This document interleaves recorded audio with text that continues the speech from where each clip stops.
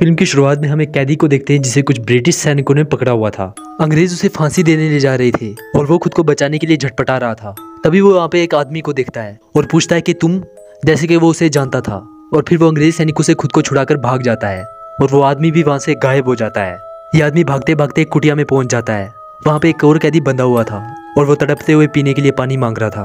पहला कैदी उसे पानी पिलाने लगता है, पर तभी वहाँ पे अंग्रेज सैनिक आ जाते हैं और उसे पकड़ के ले जाके फांसी पे लटका देते हैं। फिर कहानी प्रेजेंट में आती है जहाँ पे हम राम बाबू नाम के एक कैरेक्टर को देखते हैं और यही हमारी कहानी का लीड है। राम एक असैसिन है जिसने सरकार की एक इशारे पे कई सारे क्रिमिनल्स की हत्या कर दी है, पर अब उन सारे लोगों की आत्मा इसके सपने में आने लगती है, जिससे राम की मेंटल हेल्थ पे बुरा असर पड़ रहा था और वो इस काम को छोड़ देता है और एक नॉर्मल लाइफ जीने लगता है। एक कंपनी में सेल्समैन का जॉब करने लगता है। इसी सिलसिले में वो एक रात को एक गाँव जा रहा था, लेकिन जब वो जा रहा होता है तो आधी रात को धुंध की वजह से ड्राइवर वहां तक जाने से मना कर देता है और राम को पनघटा नाम के गांव पे ही उतार देता है। वो कहता है कि पास में एक पंचायत घर है, तुम आज रात को 200 रुपए देकर वहीं रुक जाना। राम उससे पंचायत घर का रास्ता पूछता है, पर ड्राइवर इतना गैर जिम्मेदार था कि उसे बताए बिना ही वहां से चला जाता है और राम आधी रात को जंगल में खो जाता है। वो भटकते भटकते एक जंगल में पहुंच जाता है। तभी उसे कहीं से रोशनी आती दिखाई देती है। राम जब वहां पहुंचता है तो उसे वही आदमी दिखता है जो मूवी के शुरुआत में उस कैदी को दिखाई दिया था। वो वहां बैठकर आराम से सितार बजा रहा होता है। राम उससे बात करने की कोशिश करता है तो वो बड़े शायराना अंदाज में बातें करता है। राम उससे पंचायत घर का रास्ता पूछता है। वो आदमी कहता है कि यहाँ से 5 किलोमीटर आगे, लेकिन जरा संभल के जाना। राम उससे पूछता है कि तुम आधी रात को यहाँ पे क्या कर रहे हो। वो आदमी कहता है कि यही मेरा घर है। राम उसकी बात को इग्नोर करके उसके बताए रास्ते पे चला जाता है, पर वहां पहुंचकर राम का सर चकराने लगता है। उसे अपने आसपास सब कुछ लाल दिखाई देने लगता है। तभी वहां से एक अजीब सा आदमी निकलता है और राम पे अटैक कर देता है। राम खुद को बचाकर भागता है और वापस उस आदमी के पास आता है। राम कहता है कि वहां पे कुछ है, एक अजीब सा आदमी जिसने मुझ पे अटैक किया था। वो आदमी कहता है कि वो कोई जानवर होगा। राम कहता है कि मैंने ठीक से देखा था, वो एक आदमी ही था। वहां पे मेरा सर भी चकरा रहा था और मुझे लाल लाल दिखाई दे रहा था। वो आदमी कहता है कि मुझे तुम्हारी दिमागी हालत इस वक्त कुछ ठीक नहीं लग रही है। एक काम करो, पास ही में मेरा कॉटेज है, तुम जैसे भूले भटके लोगों के लिए ही है। वो अंदर से बहुत सुंदर है, इसलिए तुम्हें मेरे साथ वहां चलना चाहिए। राम के पास उसके साथ जाने के अलावा कोई चारा नहीं था, इसलिए वो उसके साथ जाने लगता है। राम उसे पैसे भी देने लगता है, लेकिन वो पैसे लेने से मना कर देता है। जब वो जा रहे होते तो उस आदमी को ठोकर भी लगती है, पर वो गिरता नहीं है और कुछ समय के लिए उसका एक पैर ट्रांसपेरेंट भी हो जाता है। लेकिन राम ये देख कर भी इग्नोर कर देता है। जब वो उस कॉटेज तक पहुंचते हैं तो वो सिर्फ एक झोंपड़ी होती है। तभी उस आदमी की आंखें काली पड़ जाती हैं और वो कुछ मंत्र पढ़ता है, पर राम ये नहीं देख पाता। वो आदमी राम को अंदर जाने के लिए बोलता है और राम अंदर चला जाता है। उस आदमी ने कहा था कि कॉटेज अंदर से बहुत सुंदर है, पर ऐसा कुछ नहीं होता। वो एक अजीब सी झोंपड़ी होती है जहाँ पे फांसी की पेंटिंग होती है और ब्रिटिश आर्मी ऑफिसर्स की डॉल होती है, मानो ये कोई जादू टोने की जगह हो। राम को यहाँ पे कुछ अजीब लगता है। वहाँ पे एक टेबल और चेयर होती है। राम अपना काम करने के लिए वहाँ पे बैठता है, लेकिन जैसे ही वो वहाँ पे बैठता है वो धीरे धीरे गायब होने लगता है और एक जेल में पहुंच जाता है। राम हैरान हो जाता है। वो कुछ समझ पाता है इससे पहले यहाँ पे ब्रिटिश सोल्जर्स आ जाते हैं और वो कहते हैं कि आज तुम्हारी फांसी का दिन है और वो उसे फांसी के लिए ले जाने लगते हैं। राम कहता है कि रुको, मैं यहाँ पे कैसे आया हूँ, मुझे कुछ समझाओ। ब्रिटिश ऑफिसर को लगता है कि ये फांसी के डर से नाटक कर रहा है, लेकिन वो उसे जबरदस्ती उठाकर बाहर ले जाते हैं। तभी राम वहाँ उसी अजीब आदमी को देखता है, उसकी पेंटिंग बना रहा होता है। राम उसे पूछता है कि मैं तुम्हारे कॉटेज में था, मैं यहाँ पे कैसे आया, पर वो आदमी उसके सवालों को इग्नोर करके वहाँ से चला जाता है। राम खुद को छुड़ाकर उसके पीछे भागता है। जैसे ही वो उसके पास पहुंच के उसे छूता है, राम वहाँ से भी टेलीपोर्ट हो जाता है और वापस पनघटा गांव में पहुंचता है। राम हैरान हो जाता है कि उसके साथ क्या हो रहा है। जिस हाथ से उसने पिशाच को छुआ था उस पे जलन होने लगती है और वो नीला भी पड़ जाता है। राम जाके गांव वालों से बात करने की कोशिश करता है। वो गांव में जाके कुछ लोगों को ये बात बताता है, लेकिन वो लोग अहिलमा अहिलमा चिल्ला के वहां से भाग जाते हैं। वहां पे गोलू नाम का एक आदमी खड़ा होकर ये देख रहा था। वो राम के पास आता है और पूछता है, आपने ऐसा क्या कहा कि लोग अहिलमा दीदी का नाम चिल्ला के वहां से भागने लगे, क्योंकि अहिलमा दीदी भूत प्रेत का इलाज करती है। राम उसे भी सब कुछ बताता है। फिर गोलू भी राम को अहिलमा के पास लेके जाता है। अहिलमा कहती है कि कल रात आप जिससे मिले थे वो कोई इंसान नहीं बल्कि पिशाच है। उससे बच के जिंदा वापस आने वाले आप दूसरे इंसान हैं। आप उससे बचकर कैसे आए। राम कहता है कि मैंने उसके पास जाके उसे छू लिया था, जिससे मैं टेलीपोर्ट होकर यहाँ पे आ तो गया, पर मेरा हाथ नीला पड़ गया। जब अहिलमा उसका नीला हाथ देखती है तो वो कहती है कि आप कर्स्ड हो चुके हो, धीरे धीरे आपका पूरा शरीर नीला पड़ जाएगा और आप खत्म हो जाओगे। जब वो आपकी पेंटिंग बना रहा था तब उसने आपकी आत्मा का हिस्सा अपनी दुनिया में कैद कर लिया था। अगर आपको बचना है तो आपको उस शैतान की दुनिया में वापस जाना होगा और खुद की फांसी को रोककर अपनी आत्मा को आजाद करवाना होगा, तभी आप बच सकते हैं। अहिलमा राम को पिशाच की असली कहानी भी बताती है। पिशाच आज का नहीं बल्कि 1940 के समय का था। वो एक पोइट था जो देश की आज़ादी के लिए कविताएं लिखता था और अपनी कविताओं से लोगों को मोटिवेट करता था। उसे साइंस और तंत्र विद्या दोनों का ज्ञान था। वो अपनी कुछ साइंटिफिक थ्योरीज को टेस्ट करने के लिए जर्मनी जाता है, लेकिन जब वो लौटता है तो वो बहुत पावरफुल हो चुका होता है। वो अपने एक इशारे से किसी की भी आत्मा को उसके शरीर से अलग कर सकता था। ये देख के गाँव वाले भी उससे डरने लगे थे, इसीलिए उन्होंने पिशाच की कंप्लेंट ब्रिटिश ऑफिसर से कर दी। जब ब्रिटिश सोल्जर उसे पकड़ने पहुंचे तो वो वहाँ पे नहीं था और उसके बाद वो कभी नहीं दिखा। वो साल में एक बार आता है और अपना शिकार चुनता है और इस बार उसने अपना शिकार तुम्हें चुना है। राम पूछता है कि वो ऐसा करता क्यों है। अहिल्मा कहती है कि वो तुम्हें नहीं जानती, पर ये जानती हो कि तुम्हारे पास सिर्फ 48 घंटे हैं खुद को बचाने के लिए। राम गोलू को लेकर उस पहले आदमी के पास जाता है जो पिशाच से जिंदा बचकर लौटा था, लेकिन राम वहां पहुंचकर देखता है कि वो आदमी पागल हो चुका है। जब वो उसे पिशाच के बारे में पूछते हैं तो वो बहुत ज्यादा डर जाता है, लेकिन राम के बहुत ज्यादा बोलने पर वो उसे सारी बात बताने लगता है। वो कहता है कि जब सैनिक मुझे फांसी के लिए ले जा रहे थे तो वहाँ ओम नाम का एक आदमी आया और कहने लगा कि तुम बेहोशी का नाटक करो, जब तुम बेहोश हो जाओगे तो ये तुम्हें छोड़ देंगे। पागल ऐसा ही करता है, जिसकी वजह से सैनिक उसे वापस सेल में छोड़ देते हैं और रात को ओम फिर से आकर उसे छुड़ा लेता है। वो कहता है कि ओम ने मुझे कहा कि ये तुम्हें पहले भी फांसी पे लटका चुके हैं। वो कहता है कि मैंने ओम से कहा कि मुझे कुछ भी समझ नहीं आ रहा, तुम प्लीज मुझे किसी तरह यहाँ से बाहर निकाल दो। ओम उसे एक मेटल और एक मंत्र देता है और कहता है कि कुएं के सामने ये मेटल चबाकर मंत्र पढ़कर कुएं में कूद जाना। पागल कहता है कि मैंने वैसा ही किया और मैं वहां से बाहर निकल आया। राम और गोलू जब वहां से जा रहे थे तो राम देखता है कि नीला निशान और भी बड़ा हो रहा है, उनका कोई पीछा भी कर रहा होता है। लेकिन राम एक स्पाई था, वो ये समझ जाता है। वो गोलू को अहिल्मा के पास भेज देता है और उन पे नजर रखने वाले आदमी का पीछा करता है और उसे पकड़ लेता है, लेकिन वो उसकी आंखों में सफेद पाउडर फेंक के वहां से चला जाता है। राम अहिल्मा के पास जाके पूछता है कि क्या पिशाच के लिए कोई आदमी काम करता है। अहिल्मा कहती है कि पागल ने एक आदमी का जिक्र किया था, लेकिन वो उसे कभी मिला नहीं। अहिल्मा पिशाच के बारे में और बातें बताती है। अहिल्मा कहती है कि पिशाच ने अपनी एक दुनिया बनाई हुई है, एक अलग डायमेंशन। ब्रिटिश सोल्जर्स उसके पीछे आए थे तो वो बचने के लिए अपनी दुनिया में चला गया था। अगर हम उसे वापस 1940s में भेज दें शायद उसकी ये दुनिया खत्म हो सकती है। राम पूछता है कि हम ये कैसे करेंगे। अहिल्मा कहती है कि मैं वो तो नहीं जानती, पर मैं आपकी मदद के लिए विराट योग अवस्था में बैठ सकती हूँ। राम पूछता है उससे क्या होगा। अहिल्मा कहती है कि वक्त आने पर आपको ये पता चल जाएगा।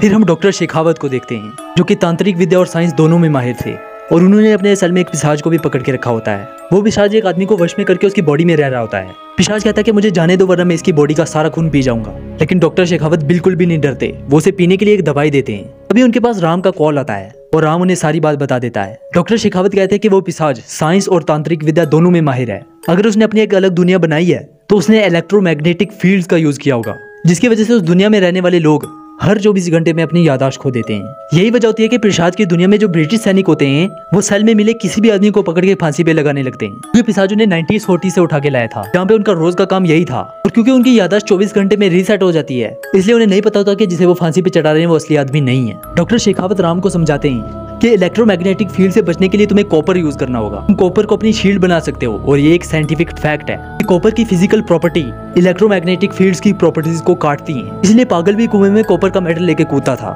अब डॉक्टर शेखावत पिशाच की दुनिया को खत्म करने का तरीका बताते हैं। वो कहते हैं कि तुम्हें पिशाच की दुनिया में जाकर उसकी एनर्जी का सोर्स ढूंढना होगा, या तो साउंड की फॉर्म में होगा या फिर लाइट की फॉर्म में होगा, क्योंकि इलेक्ट्रोमैग्नेटिक में इलेक्ट्रिसिटी का कनेक्शन लाइट से होता है और मैग्नेट का कनेक्शन साउंड से।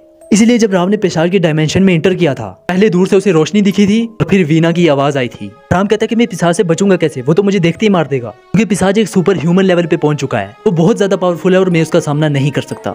डॉक्टर शेखावत कहते हैं कि तुम एनर्जी बॉल का इस्तेमाल करना, उसे बनाने में जो जो सामग्री आएगी मैं उसे टेक्स्ट कर रहा हूँ। राम गोलू से सारा सामान अरेंज करवा कर एनर्जी बॉल बना लेता है। अब ये दोनों पिशाच के कॉटेज की तरफ जाते हैं। रात हो चुकी होती है, गोलू को डर लग रहा होता है। जब वो कॉटेज के अंदर पहुंचते तो पिशाच वहाँ पे नहीं होता। राम गोलू से कहता है कि मैं चेयर पे बैठ के गायब हो जाऊंगा, फिर तुम चेयर को आग लगा देना। राम कॉपर को अपनी कमर पे लपेट देता है और उस चेयर पे बैठता है और तभी वो वहाँ से गायब हो जाता है। गोलू चेयर को आग लगा देता है। जब राम की आंखें खुलती हैं तो वो अपनी आत्मा के उसी हिस्से से मिला होता है जिस हिस्से को पिशाच ने अपने वर्ल्ड में ट्रैप करके रखा था, लेकिन वो एक पेड़ से बंधा होता है। वहीं पे पिशाच आता है और उससे कई सारे सवाल पूछकर नोट करने लगता है। वो पूछता है कि तुम्हें मौत के पास आके कैसा लग रहा है, क्या किसी पुरानी गलती का एहसास है, क्या करना चाहिए था, क्या नहीं करना चाहिए था, या फिर कोई अधूरी ख्वाहिश रह गई हो। लेकिन राम किसी बात का जवाब नहीं देता है। अब पिशाच को गुस्सा आने लगता है। वो कहता है कि तुम्हें तीसरी बार फांसी दी जा रही है, क्या तुम्हें कुछ भी याद नहीं है। राम कहता है कि नहीं, और पिशाच ये सारी बातें नोटिस करके वहां से चला जाता है। सैनिक जब राम को फांसी देने लगते हैं तो वो बेहोशी का नाटक करता है, जिसकी वजह से उसकी फांसी टल जाती है और उसे वापस जाके सेल में बंद कर दिया जाता है। वहां पर फिर से ओम आता है और राम को कॉपर और मंत्र देने लगता है। राम कहता है मुझे इन सब की जरूरत नहीं है, मुझे यहाँ से निकलने का दूसरा तरीका पता है। ओम चौंक जाता है। ओम कहता है कि तुम्हें पता है कि यहाँ पे 24 घंटे में लोगों की याददाश्त चली जाती है। ओम कहता है कि मुझे ये भी पता है कि यहाँ पे लोग सेम चीजें रिपीट करते हैं और वो भी हर रोज। ओम कहता है कि ये सिर्फ मैं और पृथ्वी ही जानते हैं। राम पूछता है कि ये पृथ्वी कौन है। ओम कहता है कि उस पिशाच का असली नाम पृथ्वी ही है। राम पूछता है कि तुम ये सब कैसे जानते हो और तुम यहाँ पे कैसे हो। ओम कहता है कि मैं और पृथ्वी आजादी की लड़ाई एक साथ लड़ रहे थे। उसने अपनी रिसर्च अंग्रेजों को हराने के लिए शुरू की थी, लेकिन पावर्स ने उसे करप्ट कर दिया। उसके लिए लोगों की जान से खेलना बहुत आसान हो गया। वो मुझे इस डायमेंशन में ये कह के लाया था कि जब मैं अपनी रिसर्च में सक्सेसफुल होऊंगा तो हम वापस 1940s में जाके देश को आज़ाद करवाएंगे। लेकिन यहाँ आकर उसका मकसद ही बदल गया। अब वो जिंदगी और मौत पर काबू पाना चाहता है। राम पूछता है उसने ये क्यों कहा कि वो मुझे 3 बार मार चुका है। ओम कहता है कि तुम्हारे 3 जन्मों में तुम्हारी हत्या उसने इसी तरह फांसी दिलवा के की थी। ये उसकी मौत पे रिसर्च का पार्ट है। वो जानना चाहता है कि अगर हम हर जन्म में एक आदमी को एक ही तरह से मारें तो उसका नतीजा क्या होगा। यही वजह है कि ओम जब उस पागल से जेल में मिलने आया था तो उसने पागल को भगाने से पहले भी यही कहा था कि तुम्हें एक बार पहले भी फांसी दी जा चुकी है। ओम कहता है कि पिशाच ने ऐसे कई लोगों को कई बार मारा है। तुम जैसे लोगों की जिंदगी और मौत को एक खेल की तरह यूज करता है। राम कहता है कि मैं उसे मारे बिना यहाँ से नहीं जाऊंगा। ओम कहता है कि उसे मारना पॉसिबल नहीं है, वो बहुत ज्यादा पावरफुल हो चुका है। राम कहता है कि अब उसे मारना पॉसिबल है। राम ओम से कहता है कि 2 स्पेसिफिक जगह बताओ जहाँ पे पिशाच काम करता है। ओम 2 जगह बताता है। एक जगह वो मूर्ति के सामने बैठकर तंत्र साधना करता है और दूसरी उसकी लैब जहाँ पे वो साइंटिफिक रिसर्च करता है। पिशाच फिलहाल साधना कर रहा था तो वो उसकी लैब में जाने का सोचते हैं। रास्ते में सैनिक उन दोनों को देख लेते हैं और उन्हें पकड़ने लगते हैं, लेकिन राम अकेला ही सबको पीट कर वहाँ पे सुला देता है। यहाँ पे पिशाच का वो आदमी भी आता है जो राम का पीछा कर रहा था। वो राम पे हमला करता है पर राम उसे जान से मारकर आगे बढ़ जाता है। वो दोनों उस झोंपड़ी जैसी लैब में पहुंच जाते हैं। वहीं राम को एक मशीन दिखती है जिससे बीप की साउंड आ रही थी। जैसा कि शेखावत ने कहा था उस एनर्जी का सोर्स लाइट या साउंड होगी। राम को लगता है कि ये मशीन बीप का साउंड कर रही है और यही उसकी एनर्जी का सोर्स है, इसलिए वो उसे बंद कर देता है। तभी अलार्म बजने लगता है। पिशाच आवाज सुन के दौड़ के वहाँ पे आता है। राम और ओम छुप जाते हैं। पिशाच जब लैब में होता है तो राम और ओम उसकी साधना वाली जगह पे पहुंच जाते हैं। वहाँ पे उन्हें बहुत सारे दिए दिखते हैं और जैसे कि एनर्जी का दूसरा सोर्स लाइट था, यही उस दुनिया की पावर का आखिरी सोर्स होते हैं। राम एक एक करके सारे दिए बुझाने लगता है, लेकिन वो आखिरी दिया बुझाता इससे पहले पिशाच वहाँ पे आ जाता है और अपनी एक उंगली के इशारे से ओम को मार डालता है। पिशाच आके राम पे गुस्सा करता है। पिशाच कहता है कि ये क्या करने जा रहे हो, मेरे सालों की मेहनत और इतने लोगों के बलिदान को तुम एक ही बार में वेस्ट कैसे कर सकते हो। राम कहता है कि इतने लोगों को उनकी मर्जी के बिना मारना कहाँ तक सही है। पिशाच कहता है कि जब उद्देश्य बड़ा होता है तो चाहे कितनी भी लाशें गिरें और कितने भी बलिदान हो कोई फर्क नहीं पड़ता। राम कहता है कि अब मैं तुम्हें और लोगों को मारने नहीं दूंगा।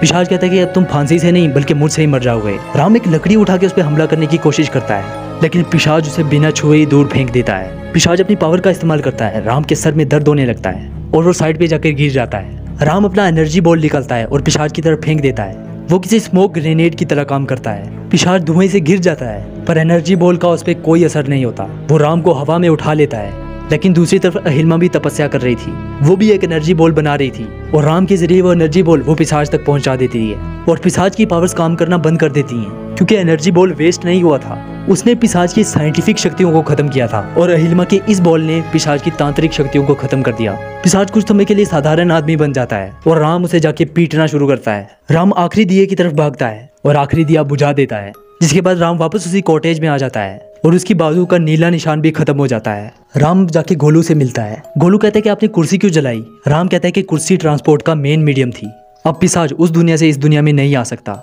गोलू कहता है कि आपके जाने के बाद अहिल्मा दीदी लगातार तपस्या कर रही थी। राम कहता है कि मुझे पता है, उन्हीं की मदद से मैं पिशाच को हरा पाया हूँ। दूसरी तरफ पिशाच वापस 1940s में पहुंच जाता है। वहाँ पे सोल्जर उसे पकड़ने आते हैं। वहाँ पे इंडियन सोल्जर कहता है कि उसे यहीं पे गोली मार दो। ब्रिटिश सोल्जर कहते हैं कि उसे पकड़ने का ऑर्डर आया है, मारने का नहीं। इंडियन सोल्जर कहता है कि ये पिशाच है, ये हम सबको मार डालेगा।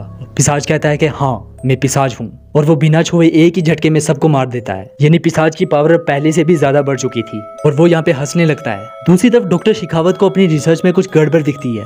वो राम को फोन करके कहते हैं कि मेरी थ्योरी फॉल्स निकली। अगर पिशाच 1940s में गया है तो जो हमने सोचा था उसका एकदम उल्टा होगा। पिशाच पहले से भी ज्यादा पावरफुल बन गया होगा। और यहीं पे ये कहानी एक ओपन एंडिंग के साथ में खत्म हो जाती है। अगर आपको और किसी फिल्म की एक्सप्लेनेशन देखनी है तो कमेंट करना ना भूलें।